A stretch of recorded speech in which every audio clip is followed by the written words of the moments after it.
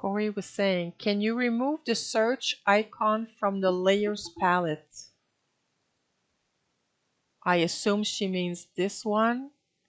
I guess you could, probably, and that would be with view, customize, and when you have the customize window open, you can probably take that and let's say that I want to move it somewhere else.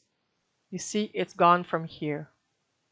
So if I really don't want it, I can take it and drop it in the middle of my workspace and it will be gone.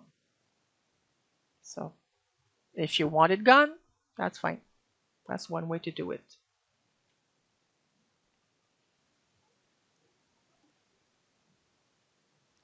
Hey there! I hope you found this information useful. If you're curious to dive deeper and explore more about PaintShop Pro, we've got a wealth of resources waiting for you in our membership area.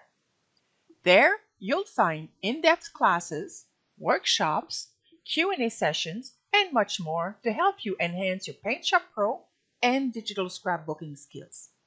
Feel free to check it out. The link is in the description below. Thanks for watching and see you in the campus.